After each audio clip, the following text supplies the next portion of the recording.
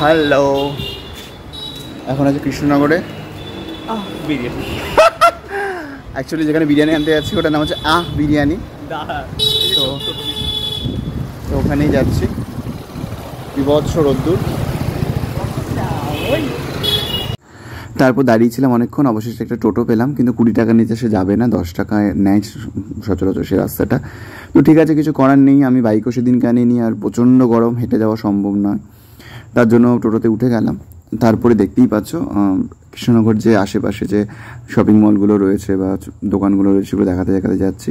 তো ইতিমধ্যেই তোমরা শুনলে যে বিরিয়ানিতে আমরা যাচ্ছি, তো সেরকমই আমরা চলে এসেছি বিরিয়ানি। ফার্স্ট টাইম এলাম, ভেবেছিলাম এটা একটা দোকান হবে, তারপরে দেখলাম না এটা একটা রেস্টুরেন্ট। তো এখানে শুধুমাত্র বিরিয়ানি পাওয়া যায় এবং অনেক রকম ফ্লেভারের বিরিয়ানি পাওয়া যায়। তো দেখতে পাচ্ছ এখানে অ্যাম্বিয়েন্সটা খুব ভালো, এখানে এসি চলছিল, তবে টেম্পারেচারটা খুব কম নয়, মোটামুটি নর্মাল টেম্পারেচার, মানে বাইরের থেকে একটু কম। তারপর আমি দেখিয়ে দিচ্ছি আর একবার ভালো করে, খুব ভালো, তোমরা এখানে আসতেই পারো। বিরিয়ানির সম্পর্কেও বলবো, এটা হচ্ছে মেনু কার্ড। আমরা মাটন বিরিয়ানি নিয়েছিলাম, আমাদের পড়েছিল 260 টাকা করে। তো আর স্যালাড জিজ্ঞেস করেছিলাম, স্যালাড বলছিল 60 টাকা। তো সেখানে স্যালাড নিয়ে নিই, পাশে একটা বাজার ছিল, বাজার থেকে গিয়ে পেঁয়াজ শসা কিনে নিয়েছি। 30 টাকার মধ্যে আমাদের পেঁয়াজ শসা হয়ে গেছে, অনেকটা স্যালাড হয়েছিল।